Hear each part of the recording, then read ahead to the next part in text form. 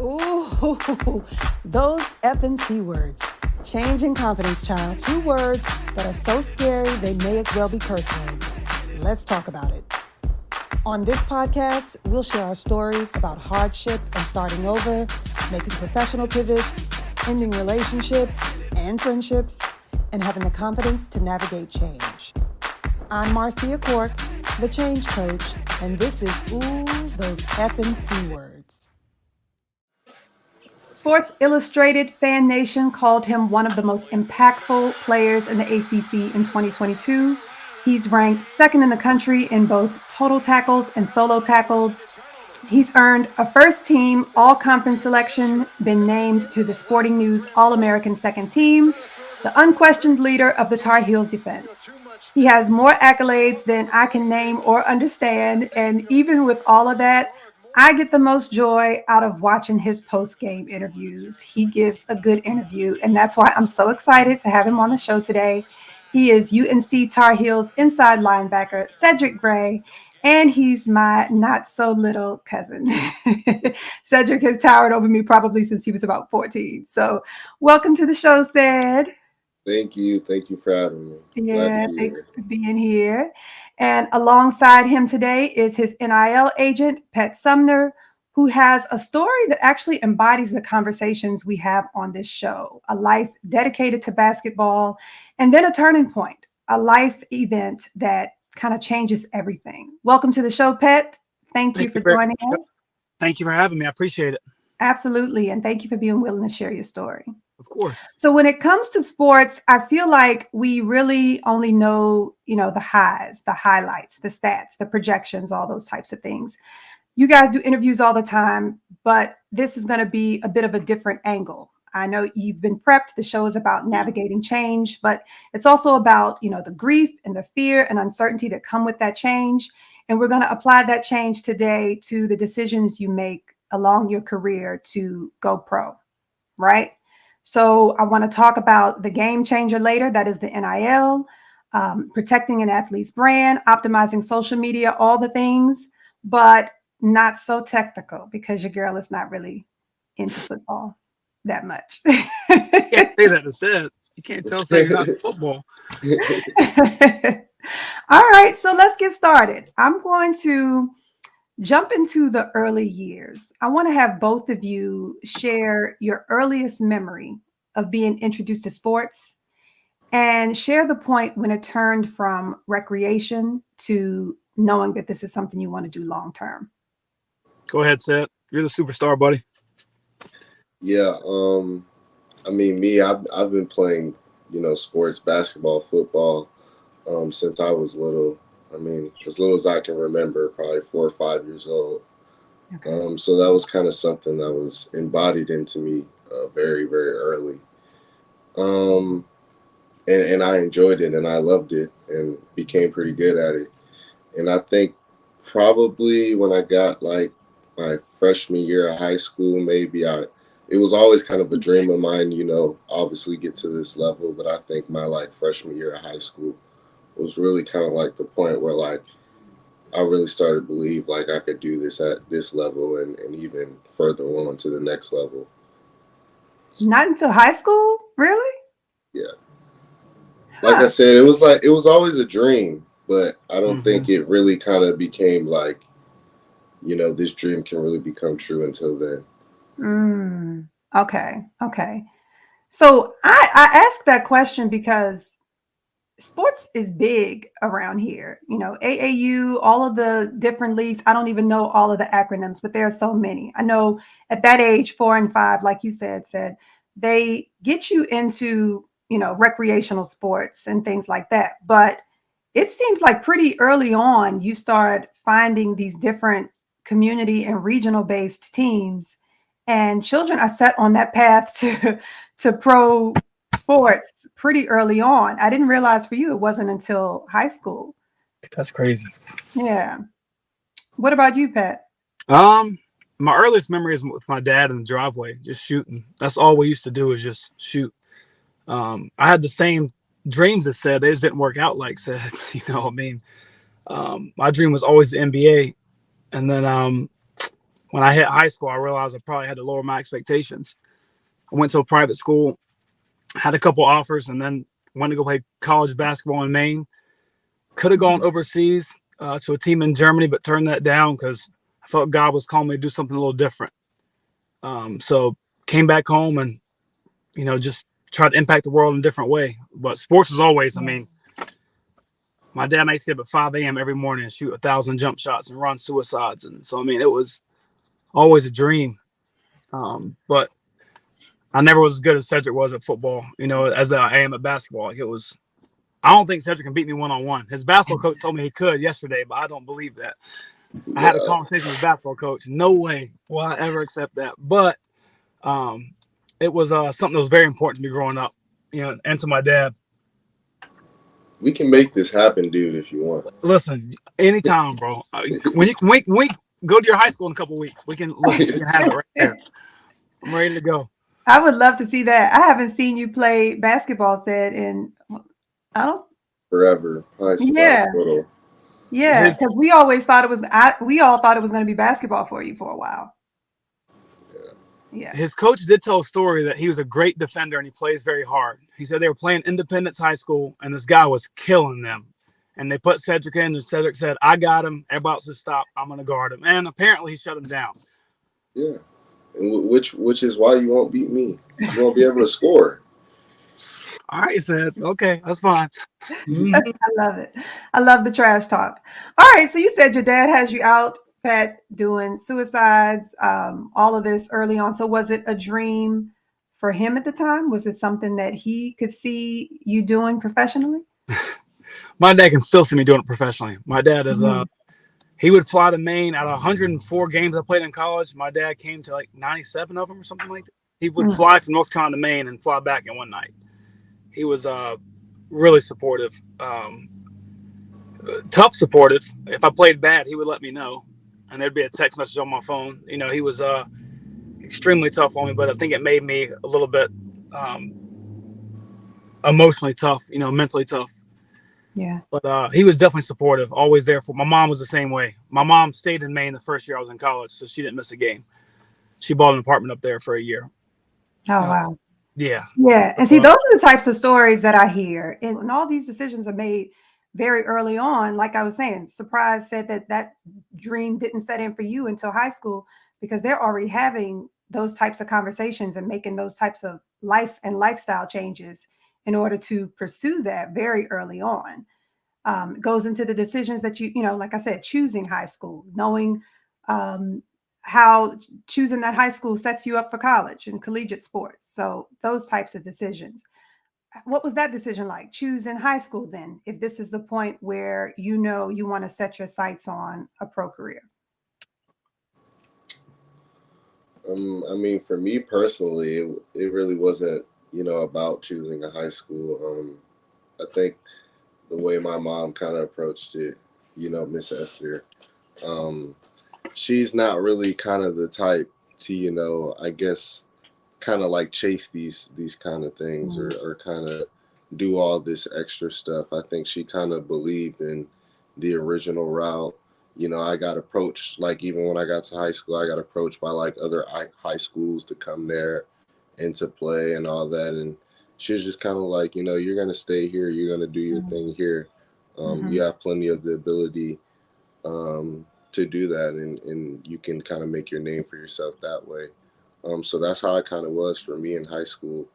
So yeah, it really wasn't like you said, like it's different. Like you said, they're going to specific high schools to get to colleges or to get looked by different coaches or just to be on a winning team and stuff like that. And I guess that's something that I really didn't partake in, but it was definitely around me when I was in high school for sure. Okay. Where did you go to high school, Sid? Audrey Kill High School. And what's the scouting process like there? It's not compared to a lot of other high schools in Charlotte. Is I wouldn't say it's that good. Okay. Seb, was Independence still dominant when you were in high school, or was that past their point?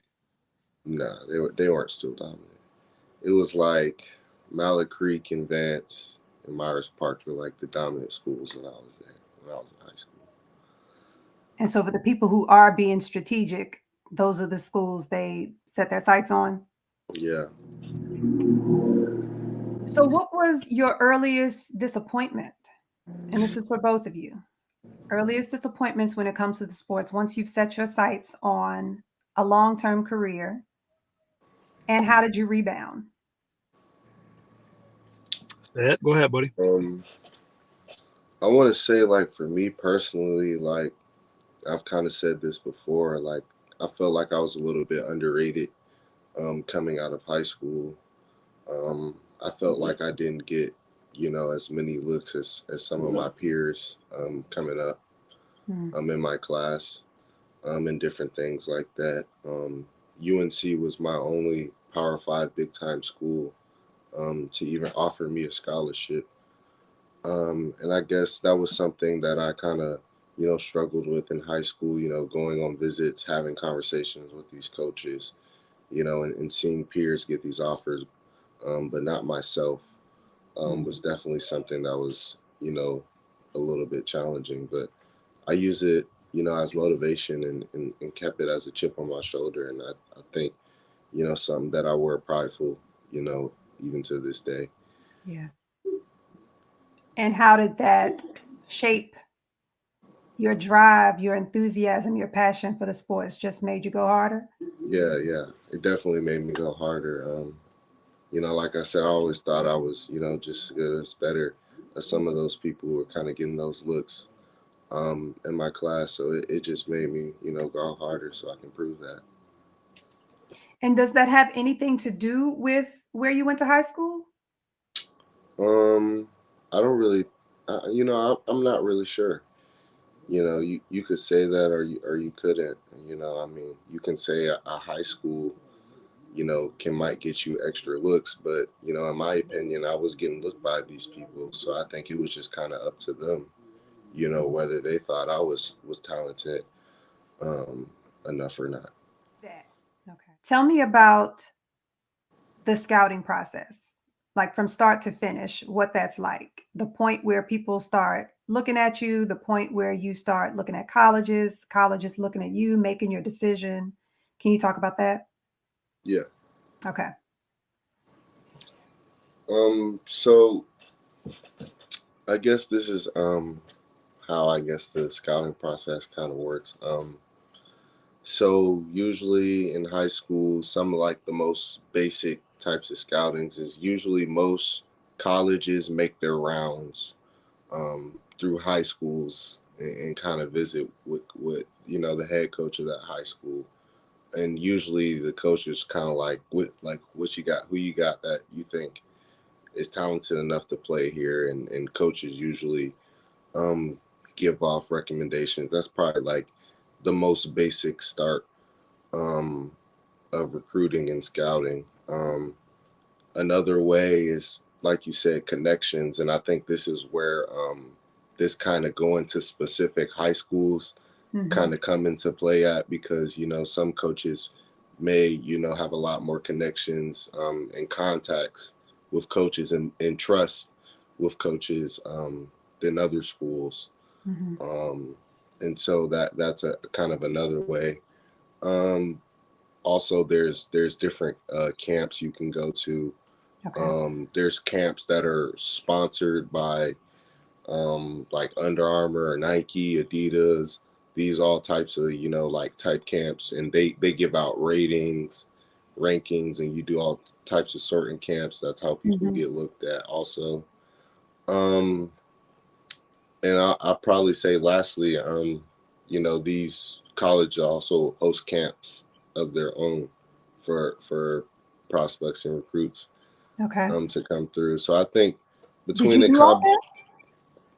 yeah, between a combination of kind of all that, that's kind of how names get out and get fluid. And I think another thing that I will say is, like, the bigger you get, the more schools will just kind of like jump on you. Like, I know like there's some kids who might have had, got like 5 or 10 offers, and then in the next like 2 weeks they get to like 30 or 40 because all these schools see them offering this kid.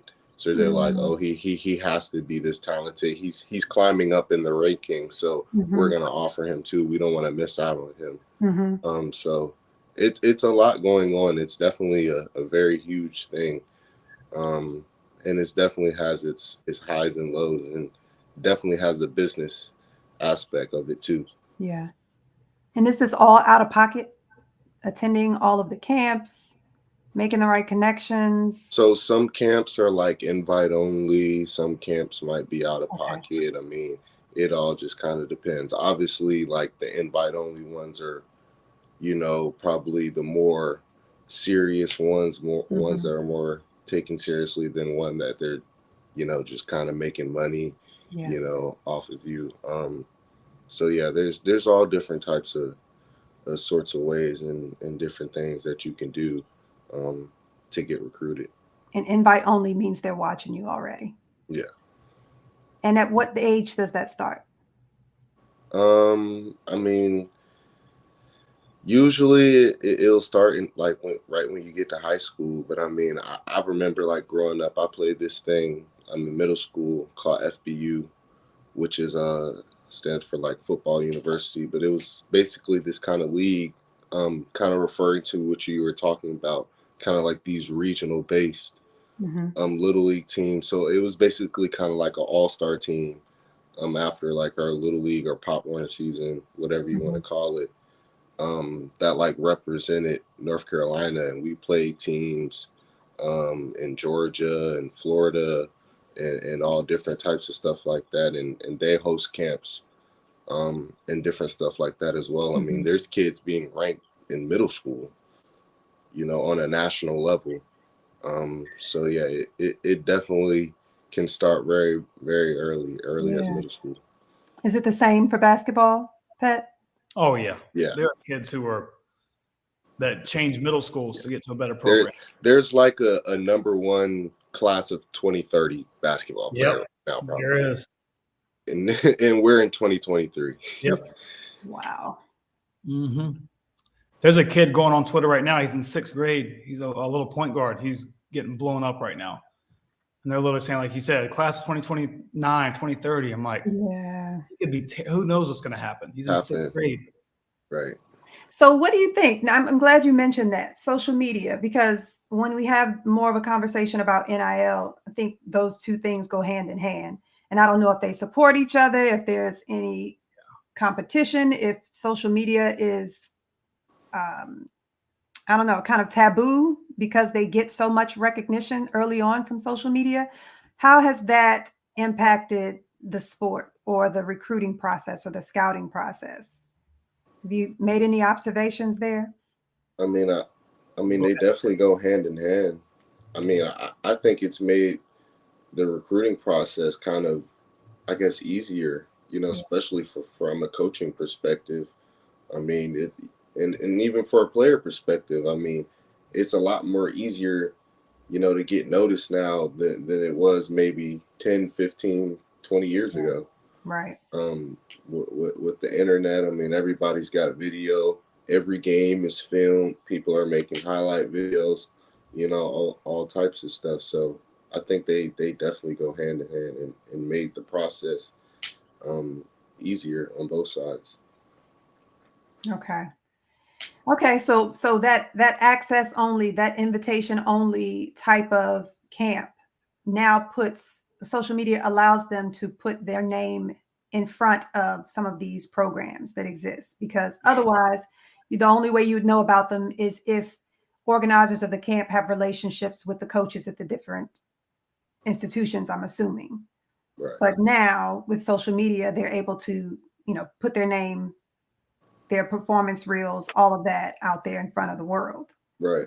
Can you position yourself for being seen by the that also depends on how much you produce, your talent level. I mean, you can only get looked at by who wants to look at you, at the end of the day. I mean, you have to be that good. So, I mean, it all depends on where you want to go. I mean, if you want to go to like a smaller school, it's definitely a lot easier to position yourself to get seen by them than if you want to go to Alabama or something like that. Yeah. So it just kind of all depends, you know. But I mean, especially like for people who go to like smaller schools, like maybe FCS schools or D2 schools or stuff like that, like they're kind of putting themselves in front of those coaches, kind of telling them, hey, I want to come here. You know, it's a little bit different, I feel like, than at the higher level. I feel like the higher levels, they come and get you know what I'm saying? You're not going to them. Yeah. You're not going to them. They're coming to you. So I definitely think for, you know, some smaller schools, this is definitely a plus. Like with this social media thing, I mean, there's, you know, plenty of people who are talented enough that might have got overlooked before for some of these smaller schools. Yeah. So now that they can kind of strategically put themselves out in front of them, I think that's definitely a good thing for sure. Okay. Actually, let's go into NIL because that's what we were going to do before you fell off, Pat. So, my phone just shut down and said it was too hot. I don't know what that even means, but I'm on a computer now in my office. So okay.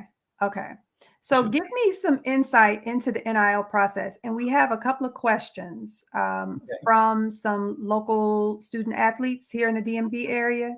They want to know about the NIL process as well. When does that start? Does that start as your freshman year? How do you align with NIL? First and foremost, tell me about NIL as an entity itself. Can you give me a little bit of background on that? I can. So it can start as early as high school. It depends what state. NIL varies by state and by school, it's the wild, wild west. It's a very tough thing, and they got to figure it out. But who's they? The NCAA. NIL? NCAA's got to figure it out. They got some. It's just a mess right now, but it's working in some ways. So I like it because I love marketing. I believe in marketing, and everybody has their own brand. Like Cedric is his own brand. I mean, you know, he represents himself, but also his family.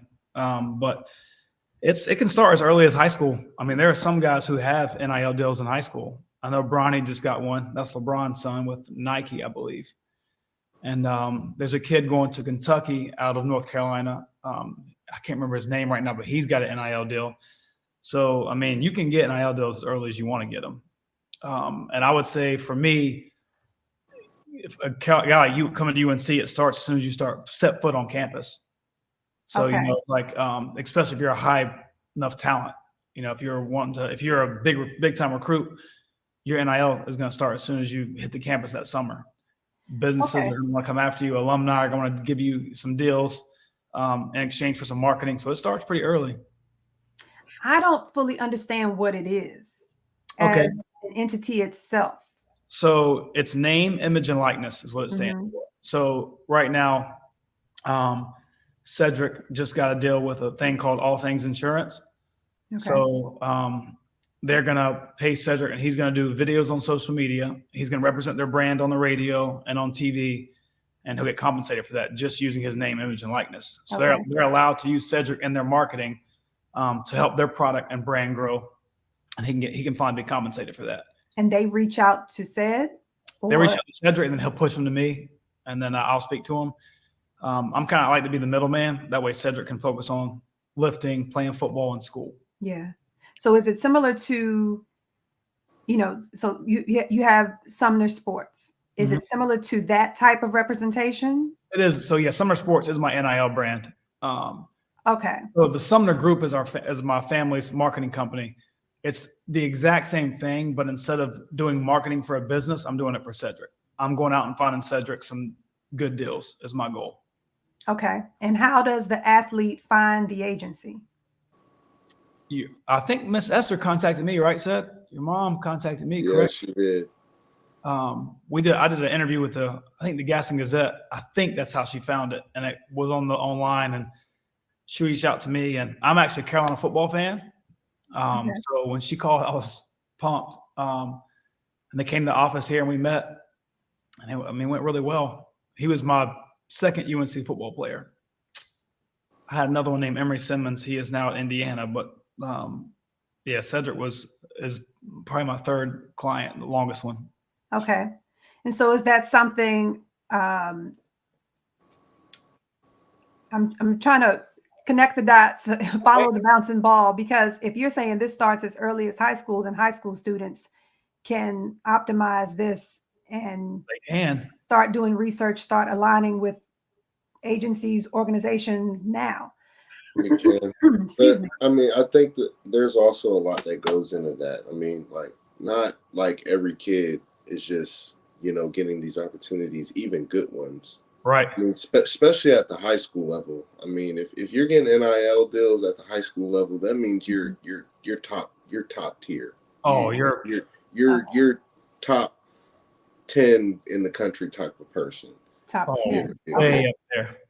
And even at the college level, I mean, like he was kind of referring to, I mean, there's definitely opportunities to make money, for anybody at the collegiate level. But there is levels to it. Part of it may be your name. Maybe some kids, like you referred to, coming out of high school, he's a big time recruit, 5-star.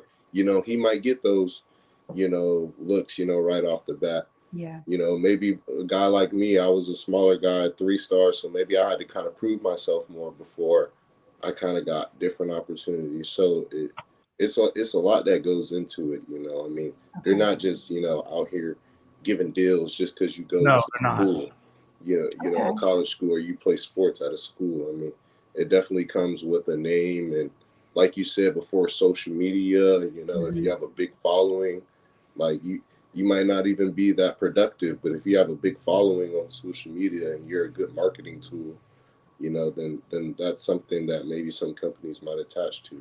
That's what I was going to ask. So if you, just for brand recognition, if you're not an elite athlete or, top performing athlete, but you've got personality Right. and you have accumulated this following, Right. can you reach out? Because that's what I'm trying to make sense of, how the athlete pairs with the agency. How you all find each other. You got to be marketable. So that's the one thing that, like, if you're not marketable, not even agencies, but businesses aren't going to want you. So, and you got to produce on the field. If you're not very marketable, you just got to produce and be a big enough name. So I think Cedric's a good example of kind of a mixture of both. He's marketable and he produces like crazy, and he gets a ton of camera time. It's something I tell the business I meet with. Like every UNC game, every time, the camera's on set and they say, Cedric Gray, leader of the defense. Even if he's not making a tackle per se, he literally is on camera somehow. They're talking about him.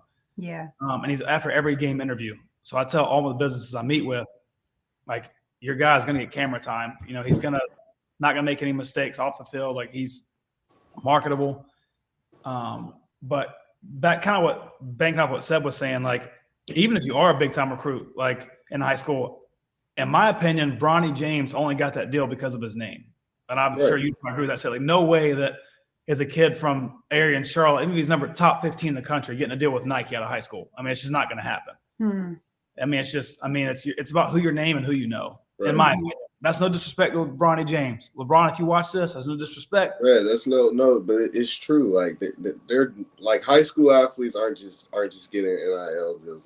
That's definitely not like how it works. Like you got to be top tier to even get thought about, especially at the high school level.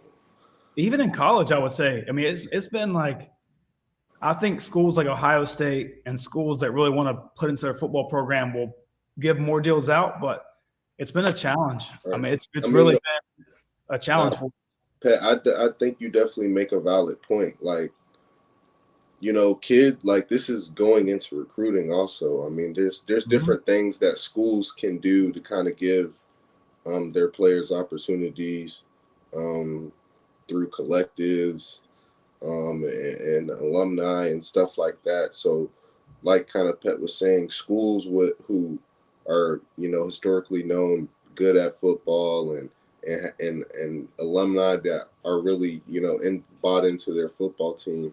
I mean, they're helping kids get NIL deals right off the bat. The Alabamas, the Ohio States, the Texas A&M, schools like that. There's definitely more opportunities probably at those schools for NIL than you would say a UNC.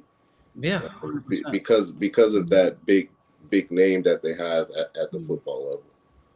Yeah, I mean, that's just the truth. I mean, I go to places and honestly, let's talk. Seth had one of the best years on college defense in a long time, and you go to these people like you said, and they're just like, yeah, I want to learn more about NIL, but if he was at per se in like Ohio State, I mean, they would just be, yeah, no, we're good. Like it just is what it is. Like I love Carolina, they're doing a good job, but it's just different. Like it's just it's a different mentality for those Big Ten, those SEC schools. Okay. And so this is all of the kinks that you said need to be worked out, that there isn't really any standardization of NIL representation.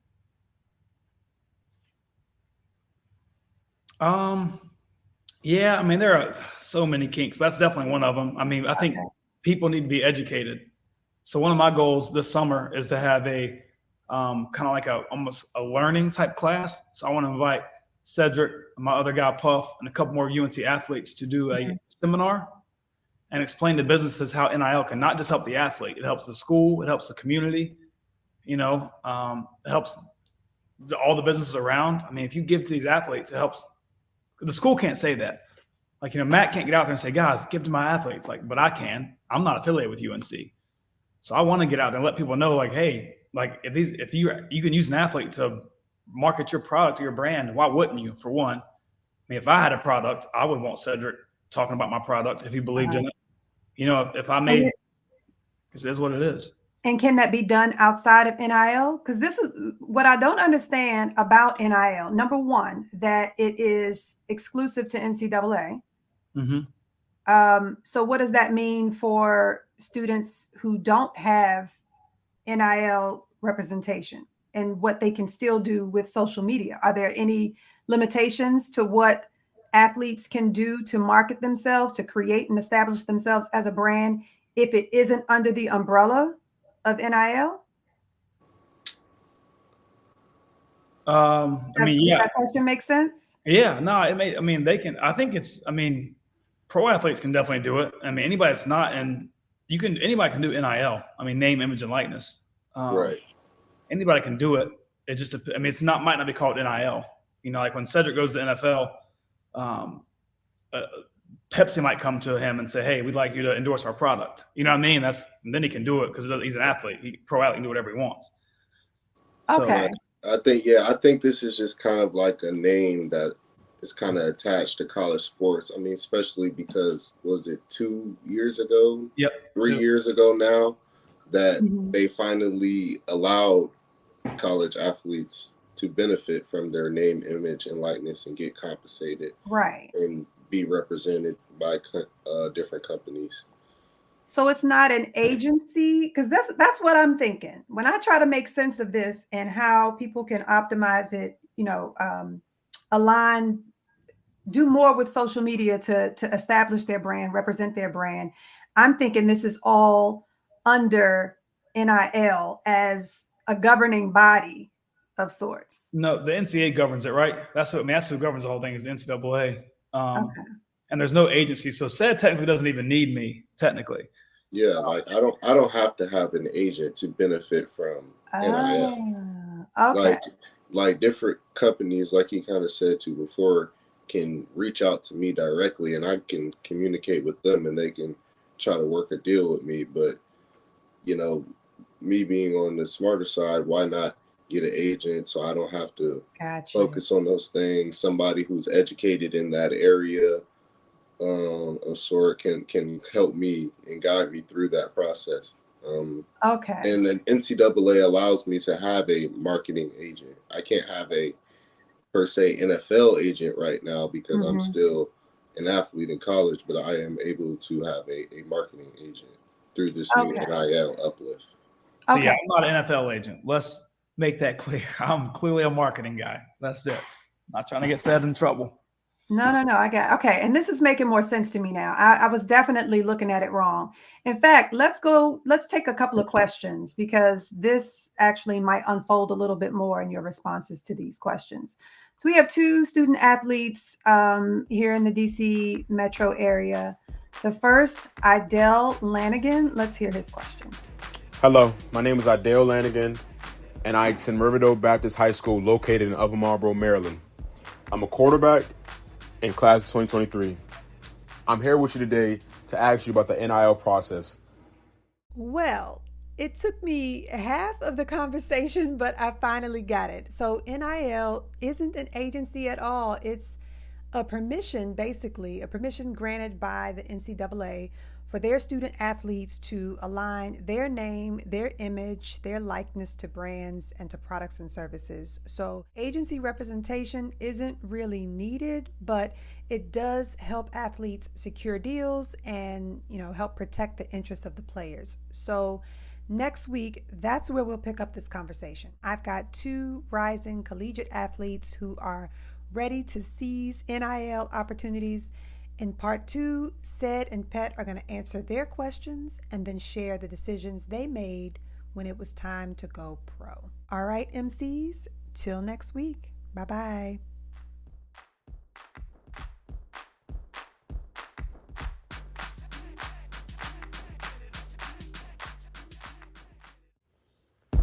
Ooh, those Effin C-Words. Change and confidence, child. 2 words that are so scary they may as well be curse words. Let's talk about it. On this podcast, we'll share our stories about hardship and starting over, making professional pivots, ending relationships and friendships, and having the confidence to navigate change. I'm Marcia Cork, the change coach, and this is Ooh, those Effin C-Words. Hello, MCs. Welcome to another episode of Ooh, those Effin C-Words, part 2 of my conversation with UNC Tar Heels linebacker Cedric Gray and his NIL agent, Pet Sumner of Sumner Sports. I am your host, the change coach, Marcia Cork. Last week, we had football fever, celebrating not just the Super Bowl, but a historic Super Bowl with 2 black quarterbacks on the field.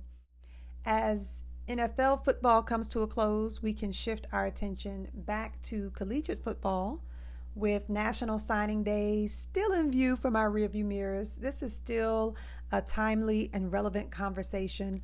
All over the country, the nation's top high school seniors are committing to NCAA schools, and football gets the most attention. So we are talking change as it relates to sports and the road to going pro. So last week, we left off with 2 seniors already looking at how to optimize their name, image, and likeness in collegiate sports. With NIL, we've been talking quite a bit about NIL and what that really means and how I had that epiphany finally at the end of what NIL was. So we'll have that conversation, and then Cedric and Pet Sumner are going to finish the episode with some really poignant thoughts that drove their decisions. All right, that's part 2. Let's get started.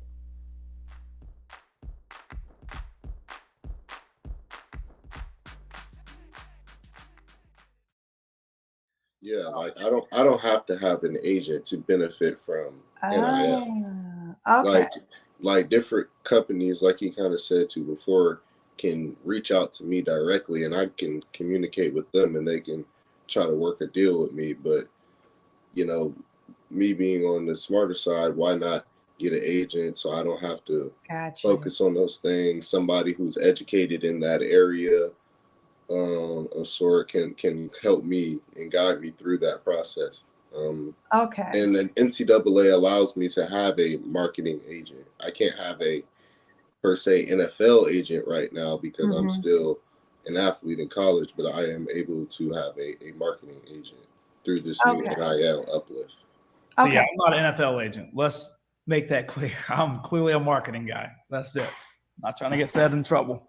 No. I get okay. And this is making more sense to me now. I was definitely looking at it wrong. In fact, let's take a couple of questions because this actually might unfold a little bit more in your responses to these questions. So we have 2 student athletes here in the DC metro area. The first, Idell Lanigan. Let's hear his question. Hello, my name is Idell Lanigan, and I attend Riverdale Baptist High School located in Upper Marlboro, Maryland. I'm a quarterback in class of 2023. I'm here with you today to ask you about the NIL process. furthermore on how to push your name into the market and how to be more successful in NIL branding. Hello. I mean, like I said, I mean, if you're in high school, I would tell him, first of all, to kind of hold off and kind of wait for those opportunities to come in college. Because like we kind of said before, I mean, if you're in high school, I mean, you got to be top 5 in the country at whatever you do to even be thought about getting a deal. But I would say looking forward to college, I mean, you know, I would say, you know, like I said, it kind of depends on your name. It might depend on the school you go to. It might be harder for a D3 athlete to get an NIL deal than a Division I athlete. And so, you know, if I would say you were kind of a lower person, I would say just market yourself as good as you possibly can and kind of hope for opportunities to come your way. But you definitely got to put your name out there in some way or some sort. And I would say if you're looking, you know, to go to the higher levels and maybe getting an agent or different things like that, I would definitely recommend that. Because like I said, Pat has been a huge help to me. He's helped me get opportunities that I know I wouldn't have gotten if I didn't have some representation. Okay. And so I definitely think that that's something that he should consider if that's kind of the route that he wants to take. Like I'll give like an example. I have like a friend I went to high school with. It was actually my high school quarterback. He plays football at Richmond. You know, a D1 school, but not a big school or whatever. But he like has his own clothing brand, and he has like his own clothing page and markets it. And I've even helped market it for him. I've reposted some of his stuff for him, and different things like that. So I guess that's some kind of like advice I would give him. Maybe, you know, get your friends or your homies, you know, to help you market. Maybe some people that you know that have a bigger name, help you to market your brand or whatever you want to do, whether it's yourself or clothes or anything like that. Okay. And so Pat, on the agency side, where would you jump in and support that answer? Like kind of like he said, first of all, market yourself. I mean, if you're into Deion Sanders at all, I think he does a good job of telling his kids, you got to make sure you're doing the right things. Nobody's going to want someone to represent their brand who's not doing the right things. Some people don't really like that, the way he's saying that, but I think it's just the truth. It is what it is. You know, you have to market yourself in a good way, and stay out of trouble and just making sure the right things are on your social media. And I would think just kind of like said, I think too many kids are starting to focus on NIL way too early. I had a dad call me kids in 9th grade. You know, what can we do NIL wise? I was like, dude, why don't y'all just focus on like being a kid and hooping? Like, don't worry about NIL until that time comes. I think where does that come from? Why is that? Is it just the novelty of it all, that for all these years, all of the athletes, the people that they've looked up to haven't been able to market themselves, haven't been able to take gifts and deals and things like that. So now that this has all been lifted, you think it's just in everybody? Yeah, I mean, I think that's what he means when he like kind of talks about the kinks in it. You know, I think everybody like doesn't fully understand what NIL is. Like, you know, just because we are able to be compensated now doesn't mean that everybody's going to get that opportunity. Right. Yeah. You know, so I mean, I think like Pat said, people just got to be really kind of educated a little bit more on actually what it is. And I think we need to calm down on, like, I've had some athletes ask me like, you know, oh, I see Cedric's doing pretty well. Like, I want to be a millionaire by the time I leave this school. And I'm like, dude, it just doesn't work that way. Like, dude, I'm nowhere near close to millionaire. Like neither am I. It doesn't work. Like, work for yourself, man. Like, it's tough to do. NIL is not easy. I've called probably 150 businesses in the past 365 days and get hung up on, say like, nah, we're not interested. I won't expose the business, but I had a business tell me like, that's a stupid way of marketing. You know, that's this and that. It's going off on me. And I was like, all right, man, like clearly I'm not going to change your mind. So have a good day, you know? And this is helpful. This type of candor, this honesty, because I mean, let's hear that second question, because as you can see at the start of this conversation, I had no idea. I thought that it was very similar to an agency, that it was some type of institution that now existed so that these students could get representation and some marketability. It's the wild, wild west. Otherwise, I call it the wild, wild west NCAA. Okay. It's go for your own, get your own. Okay. Well, I mean, yeah. then it's basically social media. That really is what it is. You marketing yourself and starting. I mean, it's a business. It's a business. It's the same thing.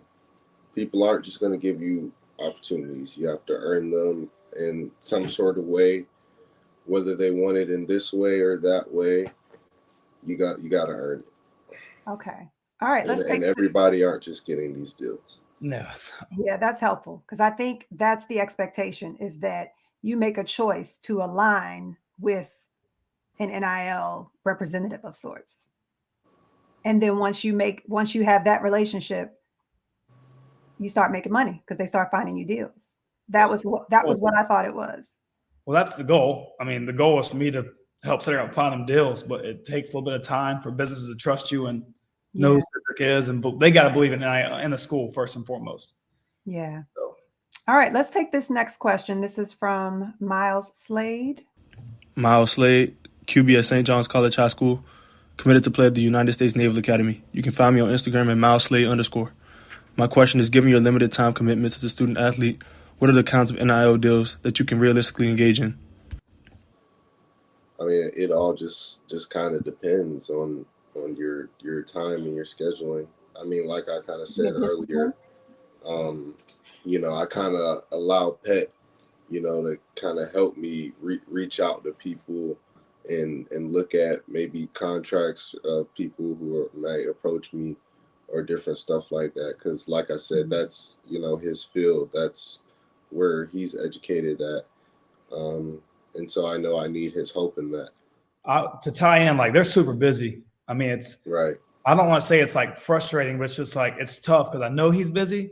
Mm-hmm. And the business might be like, well, if Ced signs this, he's got to be here to sign this 12 o'clock today. I'm like, Ced has class and he has practice at 1 o'clock. I can't, like, there's nothing like that's good for me, Ced, to have me, because they might blow him up saying, Ced, this contract said you got to have 3 autograph sessions between, these days. I can look at it and say, well, he can't do that. Sorry. You know what I mean? Like, it's kind of, but I mean, I would tell that kid too, like, I think that just depends on your grind and hustle. I mean, Armando Baycott's killing it. Right. But this dude was like in like a TV show. Right. Like, but I will say what I don't like about that is fans blaming NIL stuff on why teams lose. I think, to me, that's so like, because they're taking time away from. But like, how much time? Like, I'm on these commercial shoots. Like, literally, Ced went to Al's Burger Shack for a photo shoot for like 15 minutes one day and met with him, tried the burger. But like, if Colin started like 0-3, they might, and Cedric missed one tackle, they might have been like, see, like, Ced all he cares about is burgers instead of football. And it's just like, guys, it takes literally like, they could be playing Xbox that time. You would never know what they're doing. Like, guys. But I mean, I think that's like kind of what comes with it. I mean, I think, allowing us to be compensated and kind of marketed like this, I mean, it put us in front of more eyes and kind of took a little bit of the amateurism kind of out of it.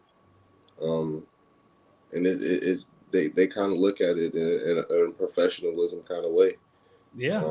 Okay. And I think that kind of what comes with it.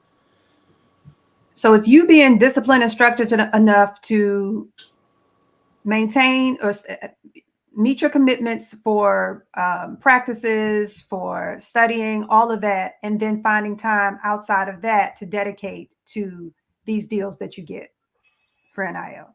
So it's on your own time. Mm-hmm. So is it helpful then to have an attorney involved to negotiate the contracts around your availability? I mean, Ced, I'll answer, you can cut me off, but I mean, I think at this time, like, I'm pretty well aware of the contracts. Like, I've been in marketing since I graduated college. My dad opened this business in '88, so he's been in marketing for more than that long. But I mean, he goes with me sometimes if it's a bigger time type thing, and I'll say, look at this contract, what do you think about it? And I'll get him involved. But I haven't needed a lawyer yet until somebody sent me like because most of the deals, the people I deal with, I know them. And like, hey, we're good to go. Like that sounds good. It's a handshake with a little bit of a contract. But I think once he moves up and, once he goes to the NFL, you'll start needing maybe. I'm not sure how that process works, but right now we haven't needed a lawyer. What kind of support are you giving or are you getting from coaches? I don't talk to coaches. I'm not. I'm pretty sure the rule is coaches can't be involved. Yeah. So coaches like really can't be involved like at all. They can't like be middlemans or kind of work as agents or none of that. That's kind of one of the rules that they have in place. But I will say schools have different ways of helping themselves. Like I'm a part of this thing for UNC, which we call is Heels for Life, which is basically a collective through the school that is paid for probably by boosters or big time Carolina fans or whatever. Okay. And they basically compensate us for doing different types of work for different companies, and it's usually like charitable community type companies and different things like that. And I know a lot of schools kind of have like a similar type, deal. So it's like a fan club, but funded through the fan base, and that's who pays you? Kind of, yeah. So I'm paid by Heels for Life, which is like kind of like it's company in its own, I guess you could say. Okay. But it's through my school. Okay. So other schools will maybe have something similar. Oh yeah. I think every school almost has one now. Yeah. And that's what I was kind of talking about earlier, how like the Alabamas and the Ohio States and the big time schools like that, their collective or whatever is probably is way more funded or than other schools in the country. Okay. Because they're those big time schools, because they always win, because Gotcha. Right. So then that makes it competitive then. Right. So you're competing with your team members. This is a great conversation, having this conversation, like the more I'm talking about it. I mean, I kind of already knew this, but I mean, at the end of the day, the more you produce, the more opportunities you'll have. And it ain't no like other way to kind of put it. No, I had a guy that wanted to be on part of my team and he wasn't playing at all. And that was the one that made the comment about like, I want to make 7 figures. And I was just like, dude, like I can't go to a business and say, hey man, like this guy wants to represent your business. Oh, who is that? And he wants 7 figures, but he doesn't even play. That's not like, that sounds rough, but it's just the truth. When you say he doesn't play, he's not affiliated with, he doesn't play anything? He just doesn't like touch the field. I don't know how to Oh, okay. Wow. So, okay. And I want him to like, it's no disrespect, but I mean, you can't tell me, hey, go make me a millionaire, pet. And I'm like, that'd be like giving me a broken watch and saying, go sell it. Like, how much to sell a broken watch? Like, it's tough enough getting deals because people don't believe in it. The old school people are upset, like, oh, they don't deserve money. It's just like, well, okay, just hear me out from a marketing standpoint. Like, why wouldn't you want a football player representing your brand or somebody like that? Yeah. I don't understand why you wouldn't. Okay, but just to be clear, they can still hire you or come to you wanting representation, even if they don't. Oh, yeah, 100%. And I didn't tell that guy. I would have helped him out easily. But I told Cedric and his mom this. Like, I'm not promising to be a millionaire tomorrow. Okay. I'm just promising to help you through this process, do the best I can at getting you deals and helping you stay focused on what you need to do so I can focus on your branding. That's what I told his mom. And I tell all the parents that. And she liked that a lot. And I respected that. And I said, listen, I'm here to help you all in the process. Okay. But then the likelihood of you taking on these clients increases if they are either performing well or have established themselves as a brand already. I probably wouldn't turn down anybody, but it would depend on, like, I would let them know, hey, like you can't get frustrated if I don't get your deal within the first 2 or 3 months. I mean, just give me some time and work on yourself and work on your brand a little bit. Okay. There's a perfect example. A guy named Debo Williams out of South Carolina. He's a linebacker. He's from Delaware. He's good friends with one of my old roommates, and he asked for help. He didn't play much his freshman year at all, really at all, but he's been working. He was on special teams. He got freshman of the week like 3 times. And now he just finally got his first deal, So he said, I trust you. I can keep trusting you. I'll keep trusting you. I said, all right, good. Like, keep believing. I'm working. So, he's doing a good job with it. Okay. And y'all play first matchup of the year. I'm going to that one. I'll be wearing light blue, but I still love you, Debo. I still got love for you, but I ain't pulling for South Carolina or North Carolina. No way. All right. I think we have wrapped up the misconceptions around, just brought some clarity to NIL. At least you have for me. So I do want to get back to Ced, your decision, and also Pat, your decision to not go pro and how that has shaped or influenced the way that you coach, the way that you manage and represent your athletes. So I'll take you first, Pat. All right.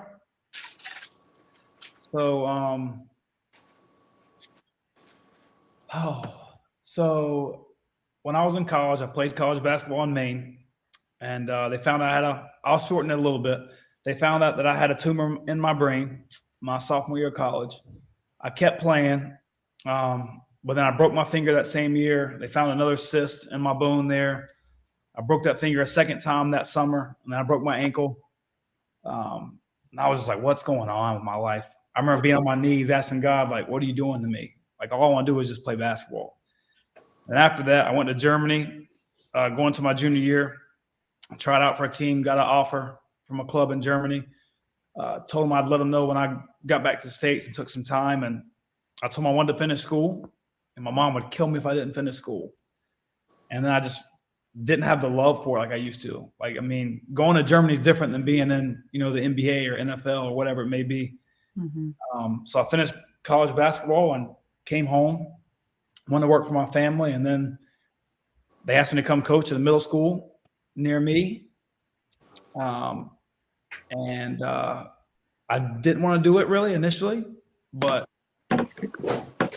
you just feel called to do certain things. And I'm a man of faith. And I think that played out a lot during all my injuries and my cysts and my seizures. And, that year of my life was really tough, but it shaped kind of who I am right now. So the way I approach life and business is because of those moments in my, that year of my life of the 3 broken bones, the cysts, the seizures. So I try to live that way and make an impact on those people I coach and that I'm in business with. I'm okay with not being pro. I still play basketball like once or twice a week. Mm-hmm. I love coaching middle school basketball. It's so dumb, but it's just so easy and simple. It's so much fun. Like, they really enjoy it. And the NIL stuff is just like extra for me. It's just fun to like get to know these guys. It kind of stinks because you love North Carolina football, but now you won't Ced to do so well too, just because you know him. Yeah. So it makes like I don't know. It's just different. It's like he's like a brother of mine, so just even worse. Going to games and he falls down, I'm like, oh my God, get up. Get up. Why? What's going on? Or he does really well. You're just so passionate and happy about it. So, but the decision not to go pro was easy for me, and I've benefited from it greatly. I've been really blessed.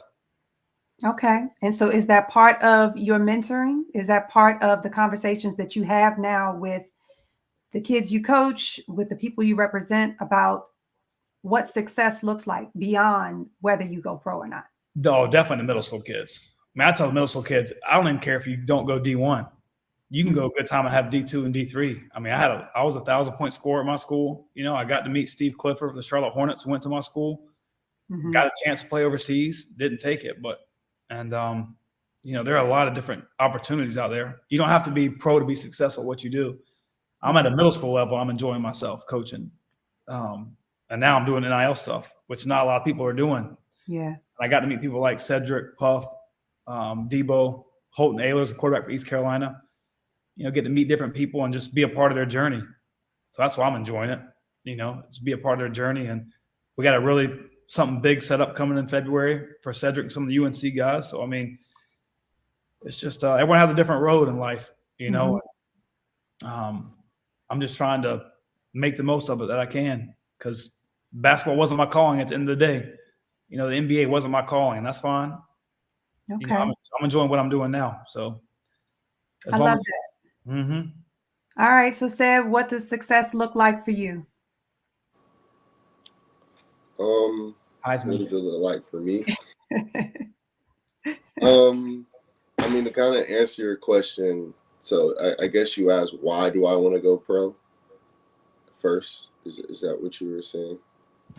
Well, you can answer it however, in whatever way is on your heart, because that's what I'm asking now. What does success look like for you? Is there only one measure of success, or do you have a variety of different measures for success? I mean, yeah, I mean, kind of referring to what Puff said. I mean, obviously my dream is to make it to the NFL and have a successful career. Mm-hmm. But may that not happen. That definitely doesn't define that my life wasn't successful or I can't be successful. Yeah. But it's definitely a goal of mine. It's something that's very important to me and something that I'm working hard to get to.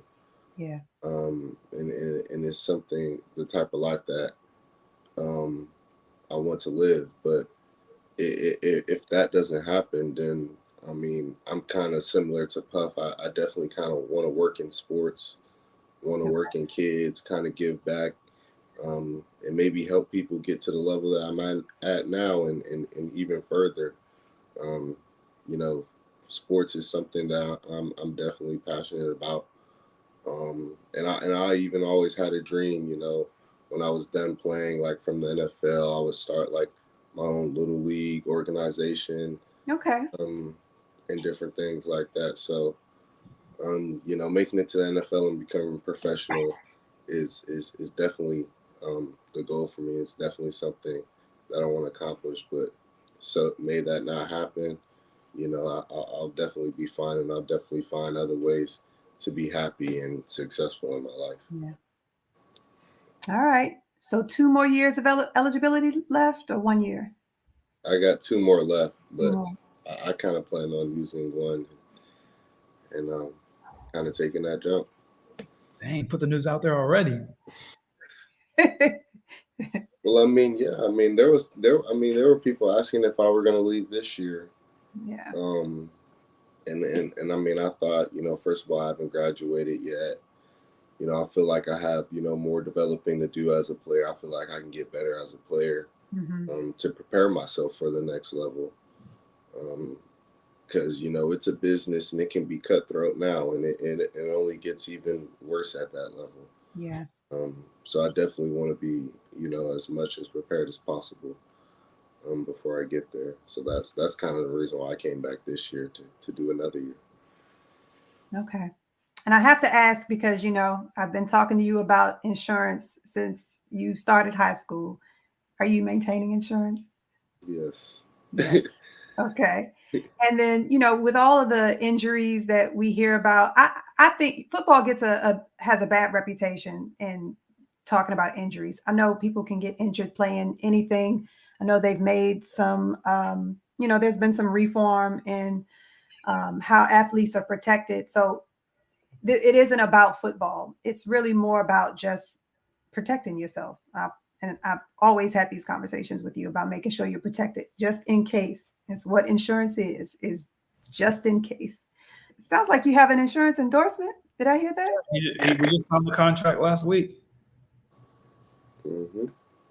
First of all, if you're going to a school at this kind of high level, yeah, I will say a part of your scholarship, they usually kind of take care of all your medical type expenses while you're in college, which I think is a great thing that they do. I mean, I know there's a kid on my team who actually got diagnosed with cancer last year, and him and his family hasn't have to pay a single bill for any of his treatments or any stuff like that. So that's definitely a blessing.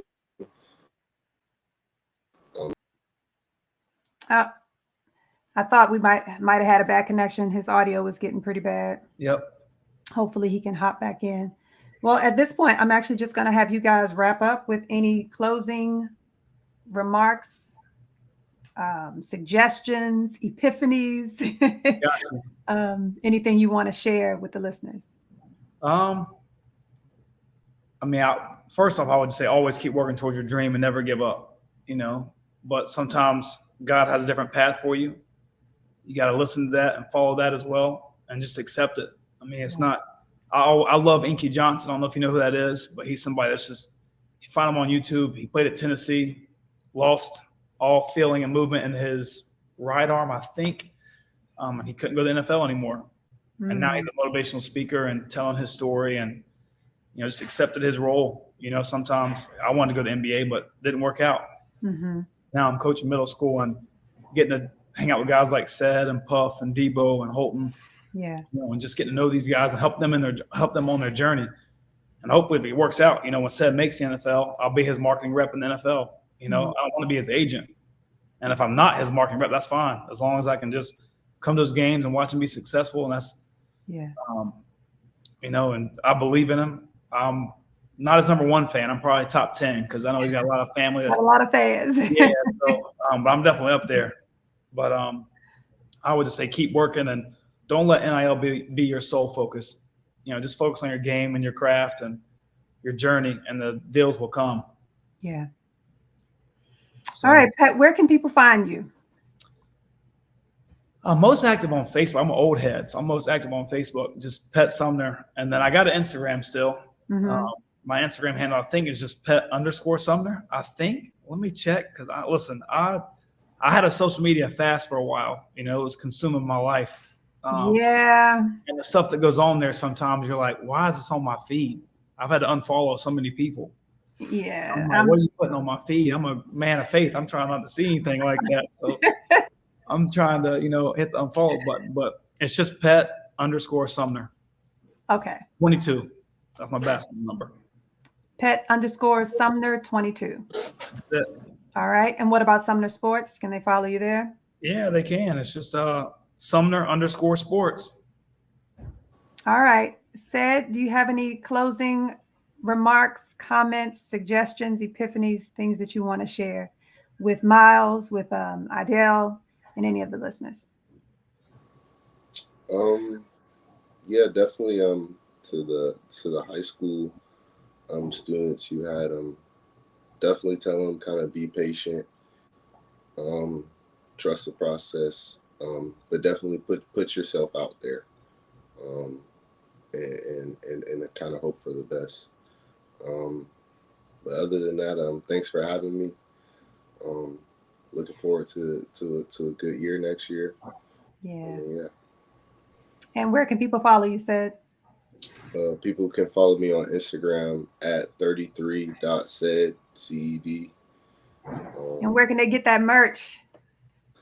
They can get the merch. There's a link in my bio for the merch. And Pet, what is the website again? Barnes? It's just CarolinaBarnstorming.com. Yeah, CarolinaBarnstorming.com. Yep. All right. And I'll be sure to include all of your handles and the link to the merchandise in the episode notes. Sounds good to me. Thank you, guys. I appreciate it. Thank you. Appreciate it. How'd it feel not to formally talk football? It was fun. Done something similar to this a few times. Okay. Before. Ced's quiet, though. Ced's quiet. He don't say too much. The gentle giant. Yeah, I don't know about gentle. I don't know. But I have no idea. All right. Well, I will let you guys get back to your afternoon.